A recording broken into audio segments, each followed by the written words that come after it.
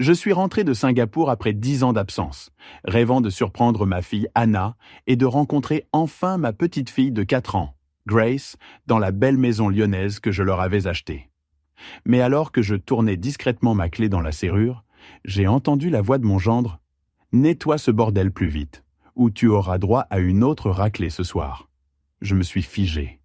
À travers l'embrasure, j'ai vu Anna à genoux, ramassant des assiettes brisées. Elle portait un tablier sale marqué « Propriété de la famille Hamilton ». Je m'appelle Charles Moreau, et voici comment j'ai défendu ma fille. 10 ans dans l'industrie technologique de Singapour avaient valu chaque nuit blanche. J'avais économisé chaque centime pour ce moment. Rentrer chez moi, surprendre Anna et rencontrer Grace. Mon taxi s'est arrêté rue des Érables à Lyon. Même façade en pierre ocre, même grille en fer forgé, même chaîne où Anna grimpait autrefois. La maison que je lui avais offerte avant mon départ. J'ai ouvert la porte sans bruit, prêt à crier « Surprise !» Mais le mot est mort dans ma gorge. Nettoie ce bordel plus vite, ou tu auras droit à une autre raclée ce soir. À travers le couloir, Anna frottait du vomi sur le parquet, portant ce tablier dégradant. Propriété de la famille Hamilton. Soudain, Hugo s'est transformé. Son visage cruel est devenu tout sourire en s'avançant vers moi, bras ouverts. « Papa, bon retour. Quelle surprise !» Anna aidait juste avec les tâches ménagères. Anna s'est relevée précipitamment, fourrant le tablier derrière un coussin. « Je vais bien, papa, juste fatiguée. » Une petite silhouette a émergé derrière elle. Grace, mes grands yeux marrons pleins de peur. « Maman, qui c'est ?» Malgré nos appels vidéo, j'étais un étranger pour elle. Je me suis accroupi. « Bonjour, ma chérie. Je suis ton grand-père, Charles. » Grace s'est cachée contre Anna, dont j'ai alors aperçu l'avant-bras. Un bleu-violet foncé. Anna! Elle a baissé ses manches rapidement, me lançant un regard suppliant. Hugo m'a tapé l'épaule. Elle est maladroite ces temps-ci. Tu sais comment sont les femmes? La fille confiante que j'avais laissée était devenue un animal effrayé. Ma petite fille se recroquevillait comme si j'étais une menace. Je devais découvrir ce qui était arrivé à ma famille. 3 heures plus tard, Hugo est parti pour une réunion d'affaires, sentant le whisky. Grace faisait la sieste. Anna fixait ses mains à la table. Les bleus étaient partout, bras, poignets, marques de doigts. Anna, parle-moi de ces bleus. Je t'ai élevée. Tu n'es pas maladroite. Elle a croisé les bras. Des accidents au travail, papa? Anna Rose Moreau. Tu te souviens de ma promesse le jour de ta naissance? Te protéger toujours? Cette promesse n'expire jamais. Le barrage a cédé. Elle s'est effondrée en sanglots. Oh papa, j'ai tout gâché. Après la naissance de Grace, j'ai eu une dépression post-partum sévère. Je ne pouvais pas sortir du lit. La famille d'Hugo a proposé de tout gérer pendant ma convalescence. Sa voix est tombée à un murmure. J'étais sous médication lourde. Tout était flou. Ils apportaient des papiers, disaient que c'était des formulaires d'assurance. Je signais tout parce que je leur faisais confiance. Quel genre de papier? Transfert de propriété. Procuration. Quand le brouillard s'est dissipé, ils m'ont dit que j'avais signé la maison, que j'étais leur aide-soignante à domicile, remboursant ma dette. La rage m'a envahi. Ils ont dit que si je partais, ils prouveraient que j'étais inapte et prendraient un de Grace. Alors je suis restée, leur servante pendant 3 ans. Elle a sorti une épaisse chemise Manila. J'ai tout gardé, dossiers médicaux, papiers signés. J'espérais qu'un jour quelqu'un m'aiderait. En ouvrant cette chemise, j'ai su, ils avaient fait l'erreur de leur vie en s'attaquant à la fille de Charles Moreau. Ce soir-là, j'ai étalé les dossiers médicaux sur la table. Les dates révélaient une exploitation systématique. Anna avait signé les documents le 15 mars, jour où son psychiatre avait maximisé son dosage d'antidépresseurs pour un épisode psychologique grave. Le lendemain, je suis allé à l'hôpital Édouard Herriot. Le docteur Patricia Lefort a accepté de me rencontrer. Je me souviens très bien de votre fille, l'un des cas de dépression post-partum les plus sévères que j'ai traités. En mars, Anna était à peine fonctionnelle sous sertraline et lorazépam, des médicaments qui altèrent gravement les capacités cognitives. Qu'est-ce que cela signifie? Qu'elle ne pouvait pas prendre de décision légale. Elle aurait été confuse, désorientée, hautement influençable. elle n'aurait même pas dû signer une carte d'anniversaire. Sophie Renard, l'infirmière, a confirmé. Anna ne reconnaissait même pas sa propre mère certains jours. Sa signature sur une carte de vœux était si tremblante qu'on devait guider sa main. Impossible qu'elle ait compris des documents légaux. Le docteur Lefort a pointé son registre. Du 10 au 20 mars, période critique. On envisageait l'hospitalisation. Elle répondait à peine aux commandes verbales. Ces signatures n'ont aucune valeur légale. Ce que la famille Hamilton a fait constitue un abus sur personne vulnérable. J'ai quitté l'hôpital avec le résumé médical en main, rempli d'espoir. J'avais les munitions pour les détruire. Une recherche m'a mené à maître Caroline Beaumont, spécialisée dans l'exploitation de personnes vulnérables. Son cabinet occupait le 12e étage d'une tour de verre avec vue sur le Rhône. Caroline, femme d'une 50aine d'années aux cheveux argentés, m'a écouté exposer tout. Le tablier dégradant, la dépression, les documents suspects, l'évaluation médicale. C'est un cas d'école d'exploitation. Votre fille a signé une maison de 400 000 € alors qu'elle ne reconnaissait pas sa propre mère. Mais ils n'ont pas seulement commis une fraude, ils ont créé un schéma d'abus continu. C'est de la traite d'êtres humains. Elle a déplié un plan stratégique. Étape 1, 48 heures pour rendre la propriété et payer des dommages. Étape 2, plainte civile et pénale simultanée. Étape 3, le progrès. Étape 4, destruction totale. Saisie d'actifs, prison, ruine pour des générations. Elle s'est levée. Je pratique depuis 25 ans. Je n'ai jamais vu un dossier aussi solide. Demain matin, nous leur rendons visite. S'ils sont intelligents, ils se rendront. Ses yeux brillaient. Sinon, nous leur apprendrons ce qui arrive quand on s'attaque à la famille de Charles Moreau. En sortant, je me sentais plus puissant que jamais. La famille Hamilton découvrirait bientôt leur erreur fatale. Le lendemain matin, Caroline et moi avons franchi les grilles du domaine Hamilton à Écully. 3 étages de pierre de taille, colonnes imposantes, richesses construites sur l'exploitation. Un majordome nous a guidés jusqu'au bureau d'acajou, où William Hamilton, 70 ans passés, nous attendait derrière son bureau massif. « Monsieur Moreau, Anna est très heureuse de travailler pour notre famille. » « Travailler ? Vous voulez dire être votre esclave dans sa propre maison ?» William a ri froidement. « Vous n'êtes personne, Moreau. Ma famille possède cette ville depuis 4 générations. Juges, politiciens, commissaires, tous dans notre poche. » Caroline a posé une épaisse chemise sur son bureau. « Maître Caroline Beaumont. Voici les dossiers médicaux d'Anna de l'hôpital Édouard Herriot. Le 15 mars, elle a signé sous dose maximale de médicaments psychiatriques. Le docteur Lefort affirme qu'elle ne pouvait même pas reconnaître sa propre mère. Anna a signé volontairement. Nous avons des témoins. Vous avez exploité sa maladie mentale. Traite d'êtres humains, exploitation, fraude. » William a lu l'évaluation, sa confiance se fissurant.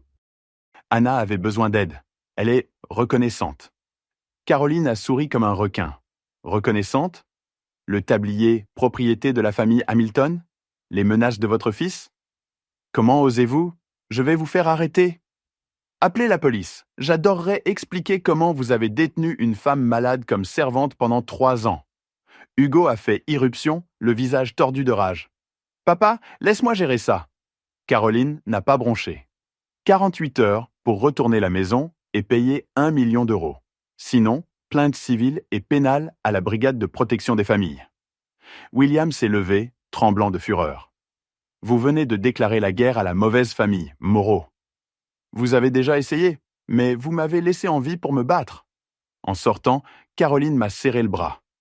Parfait. Menace devant témoin. Nous avons aussi des charges d'intimidation.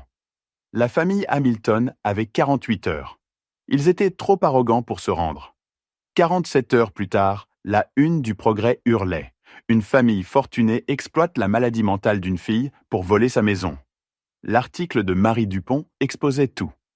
Dossiers médicaux, timing suspect, 3 ans de traitement dégradant. La photo montrait notre modeste maison face au manoir Hamilton. David contre Goliath. En quelques heures, Show Justice pour Anna explosait sur Twitter. Les chaînes d'information campaient devant nos maisons. Madame Rodriguez m'a apporté une cocotte, les larmes aux yeux. Tout le quartier veut t'aider. Une cagnotte en ligne est apparue. Le centre d'accueil des femmes a proposé du conseil. Des inconnus m'arrêtaient dans la rue. À 14 ans, Caroline a appelé. Rendez-vous au tribunal immédiatement. La juge Mercier accorde notre injonction. Anna récupère sa maison aujourd'hui. Au tribunal de grande instance, la juge Mercier a déclaré « Madame Hannah Morrow Hamilton n'était pas compétente pour signer. Le transfert est nul et non avenu, avec effet immédiat. » Les avocats Hamilton étaient abasourdis. William est devenu violette. Hugo, retenu par la sécurité, hurlait des menaces. Ordonnance de protection temporaire. La famille Hamilton ne peut contacter ou approcher Madame Morrow. Toute violation entraînera une arrestation immédiate. 2 heures plus tard, des officiers escortaient Anna et Grace à la maison. Anna portait une valise, tout ce que les Hamilton lui avaient laissé. Grace serrait son ours en peluche. « Papa, on va vraiment vivre ici ?»« Oui, ma chérie, on est à la maison. Enfin, à la maison. » Ce soir-là, autour de la table, mon téléphone a sonné. Hugo. « Réponds », a dit Caroline en enregistrant. « Voix pâteuse d'alcool. Cette guerre n'est pas finie, vieux. Nous allons vous détruire. Tu menaces ma famille ? Je te le promets. Bientôt, tu regretteras d'être revenu. » Caroline a souri en arrêtant l'enregistrement. Une autre charge criminelle. Tandis qu'Anna bordait Grace pour la première fois en 3 ans, j'ai ressenti de l'espoir. Mais les menaces d'Hugo résonnaient. Cette bataille était gagnée. La guerre continuait. La première semaine de retour dans notre maison ressemblait à un rêve que je faisais depuis 10 ans. Chaque matin, je me réveillais au son du rire de Grace résonnant dans les couloirs, un son absent de ses murs depuis bien trop longtemps. Anna se déplaçait dans les pièces comme quelqu'un qui redécouvre une langue oubliée, s'arrêtant dans les embrasures de portes, passant ses doigts sur des surfaces familières alors que les souvenirs de temps plus heureux revenaient.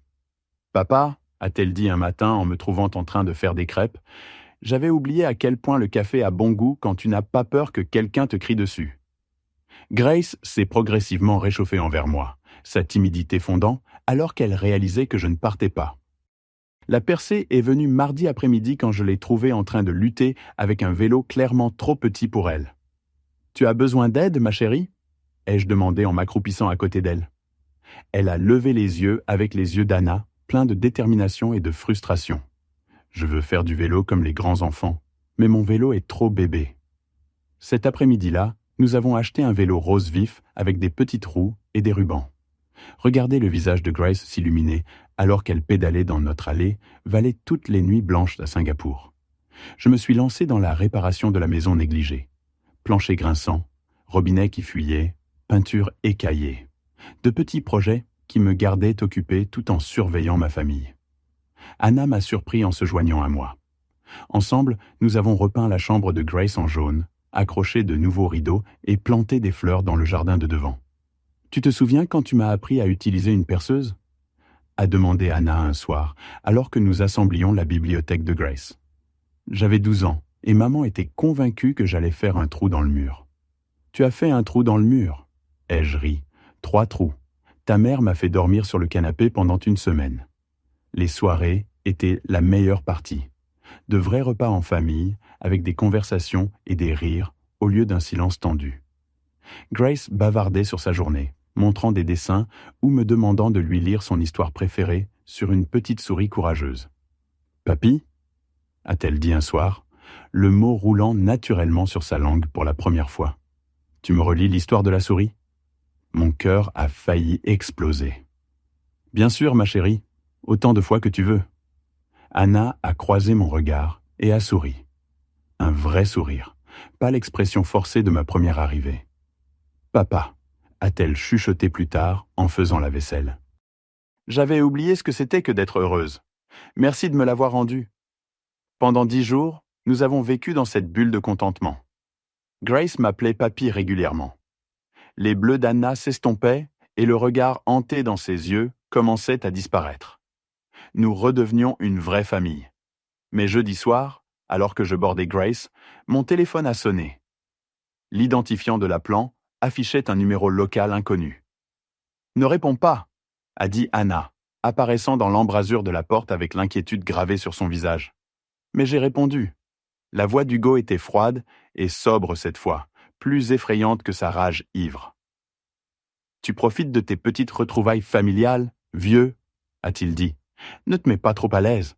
Certaines tempêtes, tu ne les vois pas venir avant qu'elles ne soient juste au-dessus de toi. » La ligne est devenue muette, me laissant fixer le téléphone, tandis que Grace demandait « Papy, c'était qui ?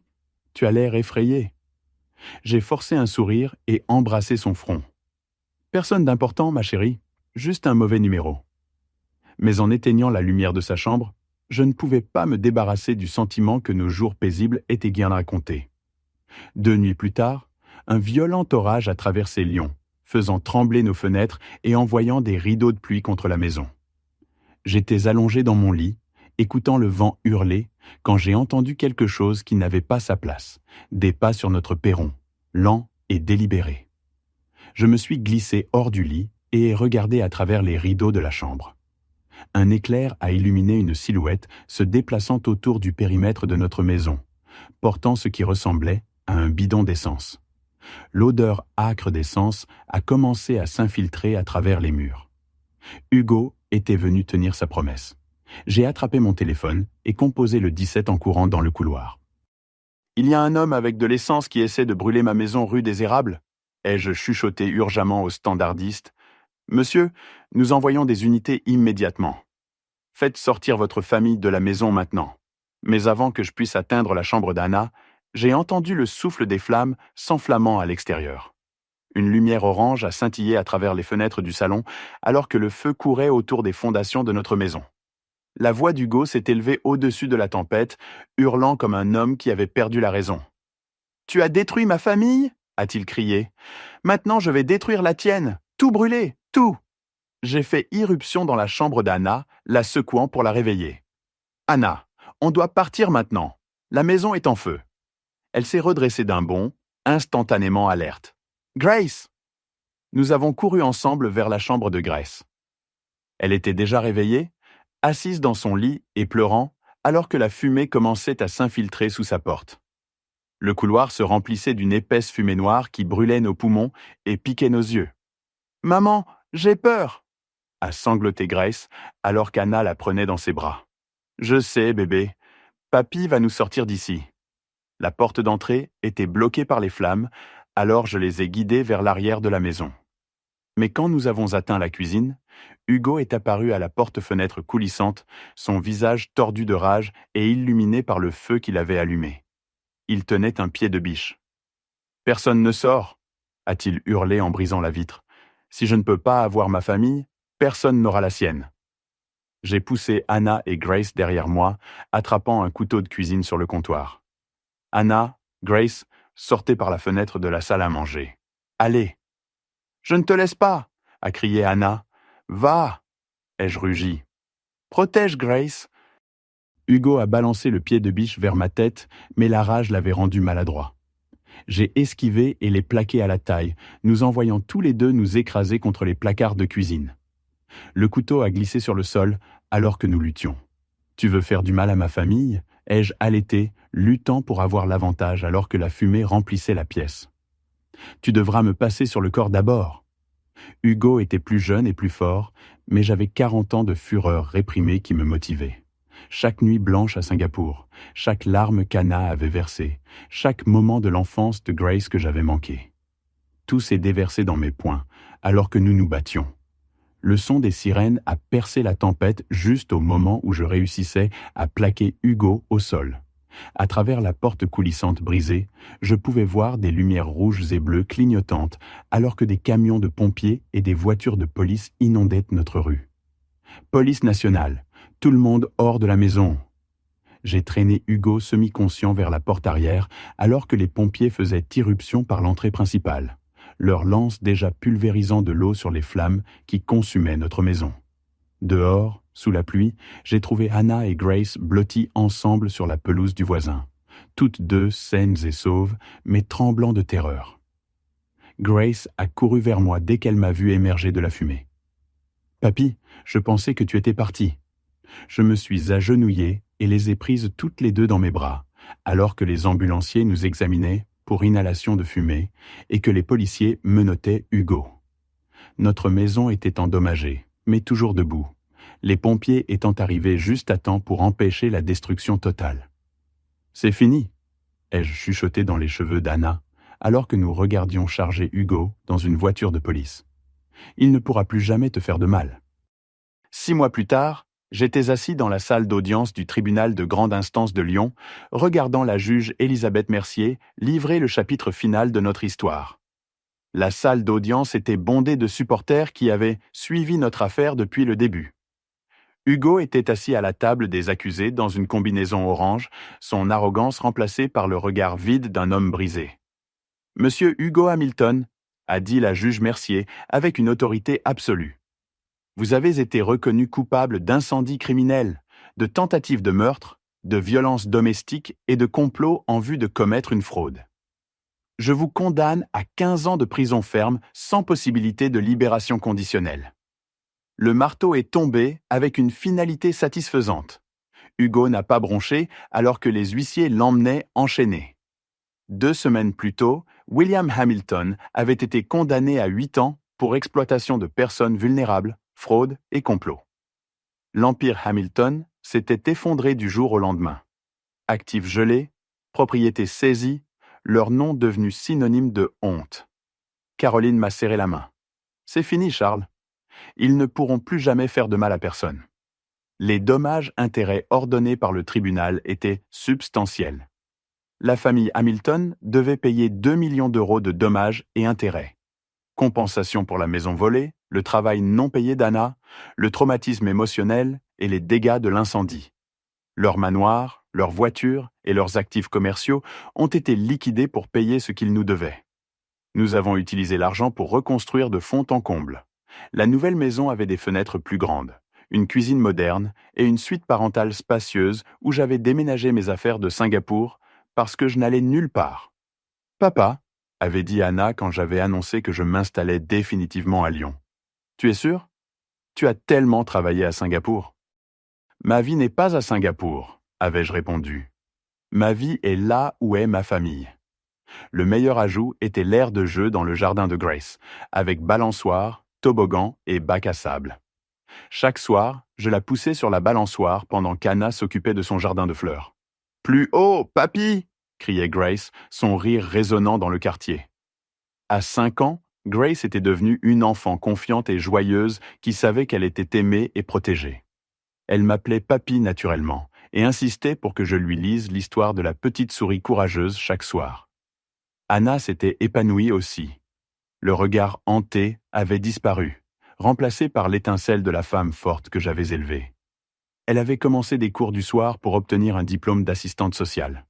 « Je veux aider d'autres femmes qui ont vécu ce que j'ai vécu », m'avait-elle dit. « Leur montrer qu'il y a toujours de l'espoir. » Ce soir-là, alors que je poussais Grace sur sa balançoire, Anna est sortie portant 3 verres de citronnade. Elle s'est assise sur les marches du perron, nous regardant avec un sourire radieux. « Papy » a dit Grace en ralentissant sa balançoire pour me regarder sérieusement. « Tu vas vivre avec nous pour toujours et à jamais ?» J'ai attrapé la balançoire et me suis agenouillé à son niveau, regardant dans ses yeux marrons si semblables à ceux de sa mère. « Pour toujours et à jamais, ma chérie ? Des chevaux sauvages ne pourraient pas m'arracher d'ici. »« Papa !» a appelé Anna depuis le perron, la voix épaisse d'émotion. « Merci de nous avoir sauvés. Merci de n'avoir jamais abandonné. » Alors que le soleil se couchait sur Lyon et que Grace courait après les lucioles, j'ai réalisé que ce moment, cette soirée parfaitement ordinaire avec ma famille, valait plus que tous mes succès à Singapour. En repensant à ce voyage, j'ai réalisé à quel point j'étais passé près de tout perdre ce qui comptait vraiment. Pendant 10 ans, j'ai poursuivi le succès à Singapour pendant que ma fille souffrait en silence. Ne faites pas mon erreur. Ne laissez pas les ambitions de carrière vous aveugler à la douleur de votre famille. Cette histoire vraie m'a appris que Dieu a une façon de nous ramener à la maison quand on a le plus besoin de nous. Je crois que le Seigneur m'a guidé de retour à Lyon au moment exact, tout comme il nous guide tous à travers nos heures les plus sombres. Parfois, ce qui ressemble à une coïncidence est en réalité une intervention divine. La famille Hamilton pensait qu'elle pouvait exploiter une femme vulnérable sans conséquence. Mais ils ont oublié que Dieu voit tout et que la justice finit toujours par se frayer un chemin. La force d'Anna pendant ces 3 années terribles m'a montré que la foi peut nous soutenir à travers des épreuves inimaginables. Ces histoires de grand-père ne parlent pas seulement de mon expérience. Elles parlent du pouvoir des liens familiaux qui ne peuvent jamais être vraiment brisés. Quand j'ai vu Grace se cacher derrière sa mère, effrayée par le grand-père qu'elle connaissait à peine, j'ai compris le prix de mon absence. Mais l'amour a une façon de guérir même les blessures les plus profondes. Si vous travaillez loin de chez vous, rappelez-vous qu'aucune somme d'argent ne peut remplacer les moments que vous manquez avec vos enfants et petits-enfants. Le succès ne signifie rien si votre famille souffre pendant votre absence. Cette histoire vraie aurait pu se terminer très différemment si j'étais arrivé ne serait-ce que quelques semaines plus tard. La plus grande bénédiction n'était pas la victoire au tribunal ou la nouvelle maison. C'était Grace qui m'appelait papy avec un amour sincère dans la voix. Ces histoires de grand-père nous rappellent qu'être présent est le cadeau le plus précieux que nous puissions offrir à nos familles. C'est pourquoi je partage ces histoires de grand-père, pour inspirer d'autres grands-pères à prioriser ce qui compte vraiment. N'attendez pas qu'une crise vous ramène à la maison. Ne supposez pas que vos proches vont bien simplement parce qu'ils ne se plaignent pas. Et ne sous-estimez jamais le pouvoir de l'amour d'un parent à déplacer des montagnes quand son enfant a besoin de lui. Cette histoire vraie a changé nos vies à jamais. Anna a retrouvé sa force. Grace a appris qu'elle était protégée. Et j'ai découvert que la maison n'est pas un lieu. C'est les gens qui vous aiment inconditionnellement. Merci d'avoir écouté mon histoire. Si elle t'a touché, laisse un like. Écris en commentaire ce qui t'a le plus parlé et abonne-toi à la chaîne. Beaucoup d'autres histoires arrivent. Ce n'est pas la fin de la mienne, c'est seulement le début de quelque chose de meilleur.